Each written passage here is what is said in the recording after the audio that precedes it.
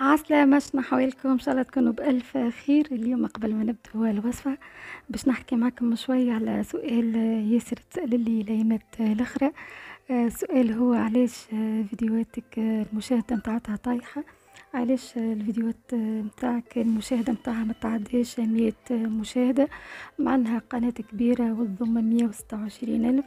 الحكاية يا جماعة أن من 3 سنين أنا كنت قبل المحتوى تبع كنت نهبط في محتوى تصميم رقصات على أغاني مشهورة، وكانت القناة والفيديوهات ضاربة برشا. كان الفيديوهات صحابي في اليوتيوب، أصحاب القنوات يعرفوا قناتي شنو كانت قبل. كانت الفيديوهات تصل 6 و7 و10 و11 مليون. كان الفيديو وحده كان هبطه في نهار يجيب أكثر من 1,500,000 مشاهدة في نهار بركة. وكان الفيديو اللي نقول ما جابش مشاهدة كان يجيب 600 و700 ألف مشاهدة في النهار.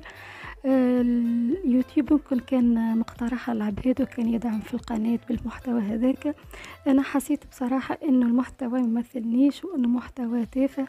مسحت المحتوى كله وبدلتها رديتها طبخ كما تشوفوا فيها.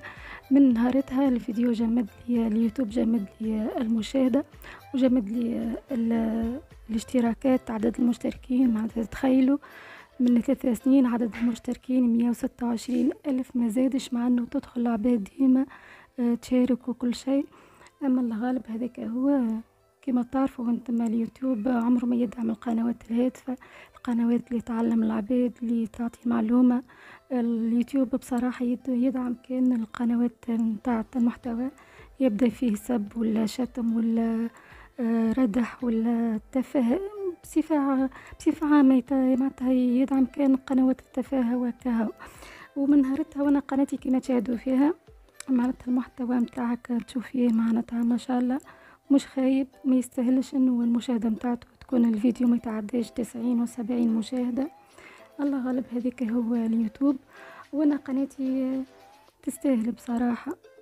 هذاك علاش حبيت نجاوبكم اليوم على السؤال وندخل في الوصفة اليوم. سامحوني كنت طولت عليكم. ندخل في الوصفة اليوم. اخترت لكم خليط النحل بالشبت والجبن بحجبة جبن.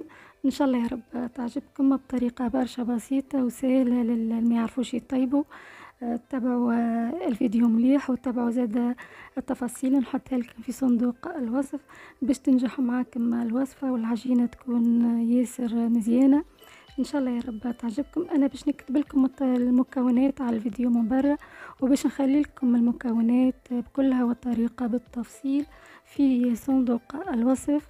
واذا احتجتوا اي استفسار اكتبوا لي تحت في التعليقات وانا نجاوب الكل.